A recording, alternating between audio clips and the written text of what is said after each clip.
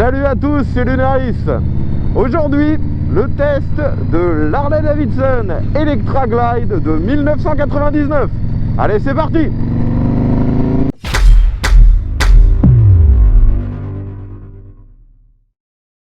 Bon les amis, aujourd'hui c'est vraiment très bizarre pour moi.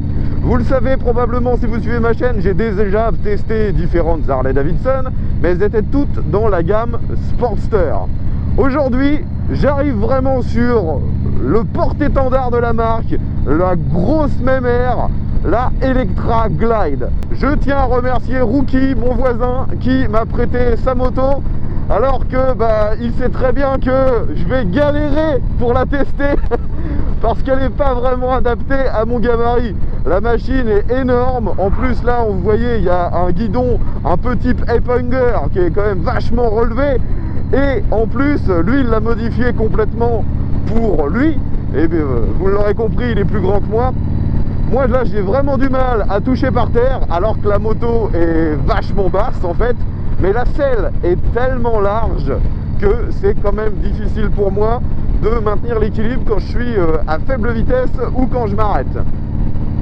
En plus, la moto, elle est vraiment ultra lourde. Elle fait 350 kg à sec. Vous avez bien entendu, 350 kg à sec. C'est du délire. C'est la moto la plus lourde que l'on m'a prêtée actuellement. J'ai jamais conduit un truc pareil. Donc, vous connaissez forcément la marque Harley Davidson, marque bien connue américaine. Et cette Electra Glide, comme je vous disais, c'était la moto un peu haut de gamme à l'époque avec la grosse motorisation. Ici, on est sur un bicylindre en V, bien sûr, refroidissement par air, de 1340 cm3. Une cylindrée qui est assez comparable en fait avec une voiture. Et ce moteur, malgré sa cylindrée très importante, ne propose que 60 chevaux, ce qui peut sembler assez faible, mais il faut comprendre que ce type de moteur, ce sont des moteurs dits longue course, et les caractéristiques des moteurs longue course, c'est qu'ils proposent énormément de couple à bas régime, par contre assez peu de puissance. L'avantage aussi de ce genre de moteur, c'est qu'il consomme assez peu. Le moteur a une cylindrée, je vous l'ai dit, de 1340 cm3 et il ne consomme que 5 à 6 litres au 100, ce qui est réellement peu. C'est vraiment pas mal à ce niveau-là. La Electra Glide modèle 99, elle se caractérise par, vous le voyez, une très grosse partie avant, vraiment énorme. Ça fait vraiment penser un peu aux motos de la police aux États-Unis. Mais il faut savoir que la plupart des Electra Glide étaient vendus carrément avec un genre de top case qui faisait aussi office de dossier pour un passager. Là, la machine, elle est dans sa version monoplace, à savoir que si vous en voulez une neuve, eh bien, elle est toujours proposée dans cette version monoplace. On la reconnaît également parce qu'elle a des grosses valises qui étaient vendues directement avec la moto, valises Harley Davidson. Toutes les serrures sur la moto s'ouvrent avec la même clé, ça c'est plutôt sympa. D'ailleurs la clé est ridiculement petite et fait penser à une clé d'antivol en fait. C'est assez bizarre, c'est la première fois que je vois une clé de ce type sur une moto. Donc quand je vous disais que la moto n'est pas vraiment adaptée à mon gabarit, c'est un euphémisme. C'est très bizarre pour moi. J'ai les bras vers le haut, je suis en train de me refroidir les dessous de bras là. J'ai les jambes vers l'avant. Il y a des très gros repose-pieds qui sont mis vers l'avant. La moto a été modifiée de partout, comme la plupart des Harley Davidson, les propriétaires n'arrêtent pas de les modifier. Celle-ci est personnalisée dans un look un peu street rats. Ça fait un peu penser à une moto qui aurait été, on va dire, modifiée pour ressembler à une machine un peu dans son jus, abandonnée. Et en même temps, elle est en parfait état mécanique. Elle fonctionne nickel. Tout ça, c'est vraiment de la déco en fait. Une autre particularité de cette moto, qui est une première pour moi, on a une boîte de vitesse avec un espèce de double sélecteur. En fait, vous baissez les vitesses avec la partie avant et vous les montez avec la partie arrière. C'est assez inhabituel pour moi. On s'y fait heureusement assez vite, mais au début c'est quand même déroutant. Allez, on va faire le tour de ce rond-point.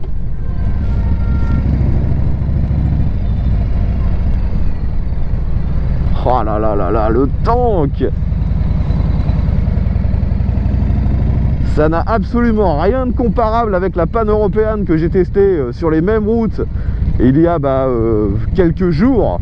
Là, franchement, la moto, on sent qu'elle pèse, mais le poids de 2 ou 3 ânes morts, c'est hallucinant.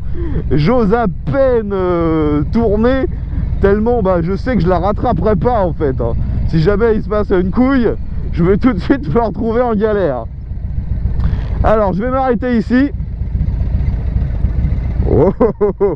Et regardez-moi ça. Là, on retrouve vraiment une caractéristique Harley-Davidson. Hein. Je suis à l'arrêt. Et toute la moto, elle tremble dans tous les sens.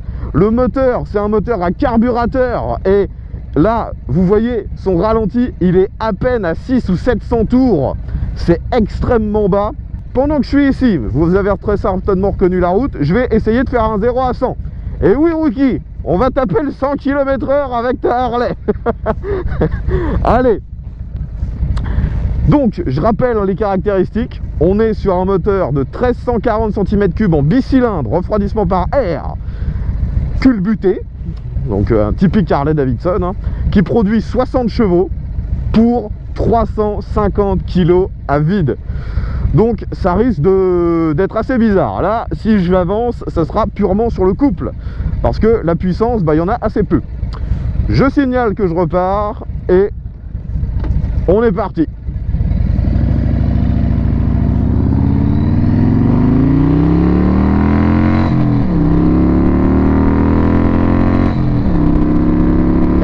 À 100.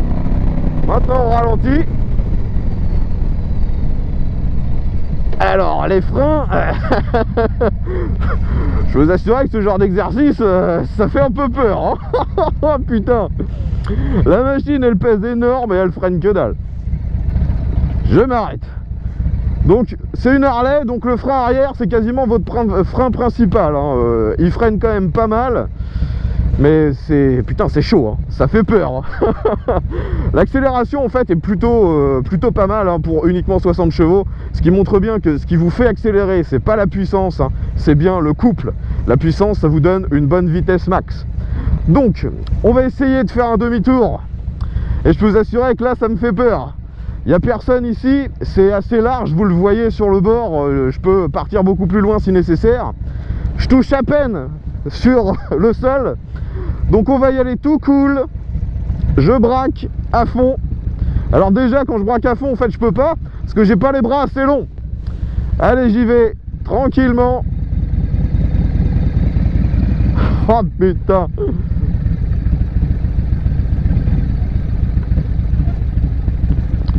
Eh ben écoutez, au final l'angle de braquage me permet, vous voyez, de revenir pile de l'autre côté de la rue.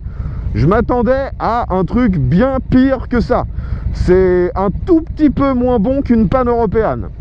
On est reparti, on va se retaper une petite accélération quand même pour vous reparler du frein. Allez, je suis toujours en première, vous voyez, avec cette boîte de vitesse bizarre. Et c'est parti.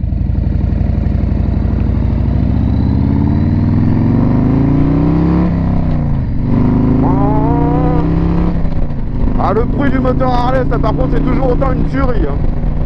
Allez, je freine, donc frein arrière, ça ralentit pas mal, hein. Et le frein avant en fait est pas plus balèze que le frein arrière, c'est ça qui fait peur, parce qu'on a tellement l'habitude d'avoir un frein avant qui est balèze, que sur une moto de ce poids là, ça fait vraiment bizarre. La sonorité Harley-Davidson, c'est vraiment un truc que j'adore. Là, l'échappement a été modifié, normalement sur la Electra Glide d'origine, je crois qu'il y a un échappement de chaque côté. Et actuellement, on en a un seul. En fait, le seul truc qui me dérange actuellement, c'est vraiment d'avoir les bras vachement hauts comme ça. Ça fait que j'ai pas la possibilité de vraiment maîtriser la moto. Ce serait plus facile pour moi si c'était ne serait-ce que 5 cm plus bas. Au niveau du confort de selle, Voilà, la selle, je vous l'ai dit, elle est ultra large, c'est pas une selle d'origine. Comme quasiment tout sur la moto, il y a très peu de trucs encore d'origine, hein. Mais je suis super bien assis. Ça ressemble un peu à la forme d'une selle de tracteur. Ça m'englobe complètement les fesses. Pour l'instant, j'ai rien à dire. C'est vraiment le top du confort. Ah, faut que j'arrive à l'apprivoiser, cette grosse mémère. Bon, allez, parlons un petit peu des commodos. C'est vraiment typique Harley Davidson. On retrouve les deux clignotants, un de chaque côté. Il y a des feux de détresse. Il faut juste savoir que pour les allumer, il suffit d'appuyer sur les deux clignotants en même temps. Vu que la machine est un petit peu ancienne, on a tous les sigles qui vous indiquent les fonctions qui sont un petit peu effacées. Vous avez le starter à droite, le coupe-circuit bien sûr, et sur la gauche c'est le klaxon et les feux. Les deux boutons en dessous de chaque commodo, je dirais assez classique, ce sont les commandes de l'autoradio. Parce que vous le voyez, cette grosse routière Harley Davidson est directement vendue avec un autoradio à l'époque à cassette, on va dire que c'est vintage maintenant. Et vous avez les haut-parleurs intégrés dans le carénage. Et même là vous voyez l'antenne qui est juste sur le haut de la casquette. Alors heureusement, j'ai l'impression que les clignotants au bout d'un moment ils s'enlèvent tout seuls. Parce que j'oublie très souvent de les enlever avec ce système, je suis pas vraiment habitué. Allez, un petit coup de frein. On arrive sur des pavés. Bon, les suspensions sont... comment dire, sont pas désagréables quand on roule à faible vitesse, mais on sent bien qu'elles en chient quand même pour comment dire, gérer le poids de la machine, hein. Alors on arrive sur un virage, la moto s'incline, mais putain, je suis pas rassuré. Alors sur les grosses bosses, par contre, là, la suspension, elle m'envoie direct chez le kiné. La pédale de frein a été remplacée par un point américain. C'est bien marrant. La boîte de vitesse un peu lente, agricole, on entend bien que ça claque. Typique Harley Davidson, hein, ça faisait un peu la même chose quand j'avais mon Sportster 1000. J'ai oublié de vous décrire un peu le tableau de bord. Donc vous le voyez, on a l'impression d'être à l'intérieur d'un gros poids lourd américain. Ils auraient dû peut-être mettre même un logo Peterbilt ou un truc du genre. Donc vous avez plein de cadrans à aiguilles chromés. Tout d'abord, bien sûr, la vitesse et le contour. On a également une jauge de carburant. D'ailleurs, ça doit être le seul truc qui ne fonctionne plus actuellement sur le tableau de bord. Un voltmètre qui vous indique combien délivre l'alternateur pour surveiller sa bonne santé. On a la température moteur et aussi la pression d'huile. Alors là, faut pas que je me foire parce que j'arrive sur un gros virage à faible vitesse. Et ça passe. Oh putain. On enroule sur le couple, toujours à bas régime. Alors je vous assure, je vais pas essayer de péter un chrono ici, hein. D'habitude c'est là où j'essaie de me marrer en allant un peu vite. Là j'essaie juste de survivre. Il faut insister pour réussir à l'incliner tellement c'est lourd. Je me sens mais vraiment pas à l'aise. Ça me fait peur cette bécane en fait. Allez vas-y mon gars, toi avec ta Duke, tu me fais plaisir. Ah, je suis sûr que Rookie va bien se marrer quand il va me voir galérer avec sa bécane. Ah là là, la sensation quand je me penche, c'est vraiment ultra louche. Et je réaccélère. Ah, par contre, l'accélération sur le couple, elle est vraiment sympa. C'est sûr qu'on va pas vite avec cette moto, mais quand vous avez besoin de relancer, le moteur il est présent. Et cette sonorité qui est absolument magique, on a les vibrations, mais ça reste civilisé. En fait, avec cette moto, j'essaie de ne jamais m'arrêter parce que je sais que pour mettre les pieds par terre, c'est vraiment la misère. Alors je sais pas si vous avez fait attention, mais les deux rétroviseurs sont cachés directement derrière le carénage en fait, et ils sont assez bien placés, ça fait que j'arrive facilement à avoir les infos derrière moi. et je m'insère sur l'autoroute. Allez, c'est parti.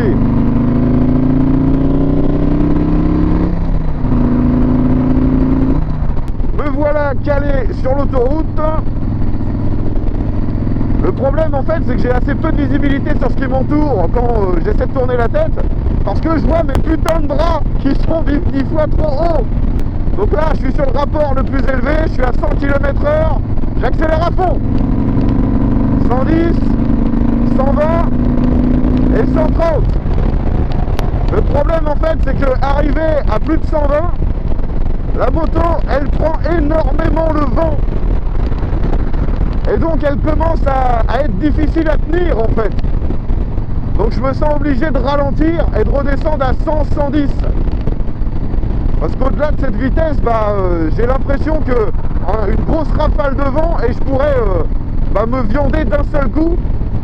Elle prend énormément le vent cette moto. Il y a une espèce de toute petite lamelle qui sert un peu de saut de vent. Ça sert pas à grand chose. Je me prends quasiment tout le vent dans la gueule. Ah, c'est toute une expérience hein, cette Electra. Au niveau des accessoires, j'ai oublié de vous préciser, vous l'avez très certainement vu, qu'il y a des crash bars à l'avant, sur les côtés, il y en a un peu partout. Tout simplement parce que la moto elle est tellement lourde que lorsque vous perdez un peu l'équilibre à faible vitesse ou à l'arrêt, et la moto vous la foutez par terre quasi instantanément. Et le propriétaire me disait qu'il faut surtout pas essayer de la rattraper, il faut la laisser tomber et surtout essayer de ne pas se blesser, parce que si elle vous tombe dessus, elle est tellement lourde qu'on peut très facilement se faire mal. Allez, je remonte un peu la file, je fais attention à mon gabarit parce que j'ai quand même les sacoches, mais je ne pense pas que les sacoches soient beaucoup plus larges que mon guidon et que les barres de devant. Fait pas trop de bruit son échappement en fait hein, sur cette moto, c'est plutôt pas mal.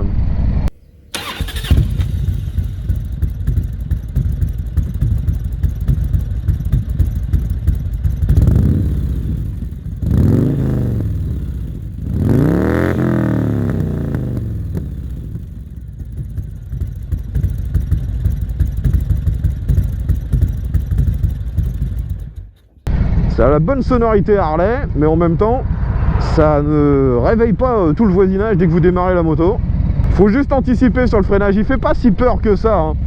Faut garder à l'esprit que sur les Harley, souvent le frein arrière, c'est vraiment un frein pour freiner. C'est pas juste un ralentisseur ou pour stabiliser la moto quoi. La monte de pneus là-dessus c'est assez bizarre hein. Alors je sais pas quelle est vraiment l'incidence, mais on a la même taille de pneus à l'avant et à l'arrière. C'est des pneus en 16 pouces et de mémoire c'est du 130. Donc ça montre une fois de plus hein, qu'il n'y a pas besoin d'un pneu d'une largeur de malade mental pour une moto lourde, parce que celle-ci on peut difficilement faire plus lourd. Et 130 c'est à peu près la largeur qu'on met sur une 125 hein. En fait c'est assez difficile de comprendre pour qui est fait cette moto en France. Parce que là, si vous êtes petit comme moi, c'est mort. Si vous n'avez pas, on va dire, les épaules ou la carrure, le poids va carrément vous faire galérer. Si vous voulez une machine capable de rouler à haute vitesse, c'est mort aussi, parce que là, elle n'est pas assez stable à haute vitesse. Et le châssis, franchement, on a un peu l'impression que c'est du chewing-gum quand même hein. Les suspensions sont pas ultra confortables, à part vraiment le moteur que j'adore sur cette moto. Tout le reste, je trouve ça bof hein.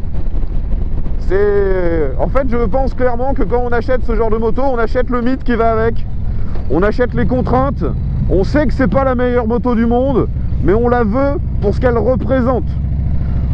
Ça représente l'évasion, le rêve américain, la machine valorisante, gros moteur, gros cylindrée, le bon bruit du gros bicylindre à air. Et ça, c'est clair que c'est un bonheur. Mais si on est d'un point de vue vraiment pragmatique, il n'y a pas réellement de gros atouts sur cette Electra Glide. Je veux bien qu'elle ait une capacité de voyageuse, de faire des gros kilométrages sans trop se fatiguer, mais si on est vraiment honnête, il y a mieux.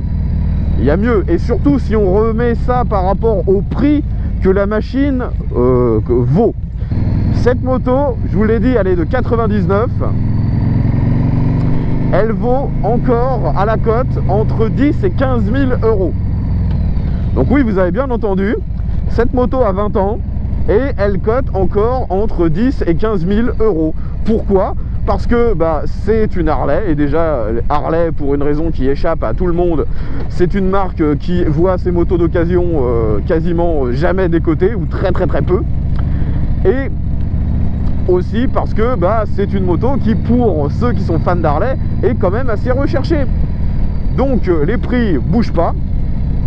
Une comme celle-ci, je vous ai dit, entre 10 et 15 000 euros, alors qu'une neuve, qui serait quand même nettement plus moderne, avec un moteur encore plus gros, encore plus puissant, encore plus coupleux, c'est 25 000. C'est sûr que 25 000, en plus, je vous dis bien, c'est sans option, sans rien, hein, c'est vraiment le prix de base. Donc comptez plutôt 30 000, parce que les options chez Harley, ça va très vite. Hein. Donc en gros, on va dire que cette moto a perdu 50% de sa valeur en 20 ans.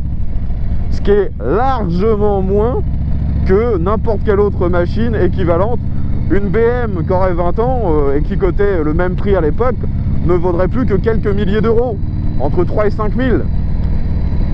Et même si vous prenez une Goldwing, c'est pareil, hein, une Goldwing qui a 20 ans, ça ne vaut pas 15 000 euros, ça vaut bien moins que ça. Mais c'est sûr qu'après les sensations n'ont rien à voir, hein. Voilà, on a la American Touch, on va dire. Vous achetez 350 kg de ferraille américaine. Ah, je sens que tous les mecs les purs fans de Harley vont me détester. Ils vont vouloir me brûler sur un bûcher. Mais bon, vous le savez, moi je dis ce que je ressens. J'ai absolument rien contre Harley. J'en ai d'ailleurs possédé une que j'ai adorée. Mais justement, ce que j'ai adoré sur ma Harley, c'est qu'elle avait les sensations pures d'une Harley, mais elle était légère pour une Harley. La mienne, elle ne faisait que 250 kg. C'était largement plus gérable que celle-ci. Bon les amis, j'espère que ce test vous aura plu, malgré un peu mes galères pour maîtriser cette moto. J'espère que vous en aurez appris un peu plus sur cette machine. Si vous avez des questions, n'hésitez pas à les poser dans les commentaires. Si vous possédez une Electra, donnez-nous votre avis, dites-nous pourquoi vous aimez cette machine, pourquoi vous avez choisi cette machine, ou peut-être pourquoi vous avez revendu cette machine et pourquoi vous ne l'aimez pas, si jamais c'est votre choix. Donnez-nous tout ça, ça sera super intéressant. Moi j'avoue que mon test est quand même un peu bizarre, vu que j'ai pas comment dire, le gabarit pour rouler normalement avec cette moto. Merci encore à Rookie de me l'avoir prêté, c'était très sympa de sa part. Je rappelle aux autres que si vous voulez que la chaîne avance, vous pouvez me contacter afin de me prêter vos voitures ou motos, et que c'est comme ça que la chaîne avance. Je n'ai aucun contrat ou partenariat avec des marques ou des concessionnaires. Merci à vous. Allez, je vous embête pas plus longtemps. V à tous, à la prochaine.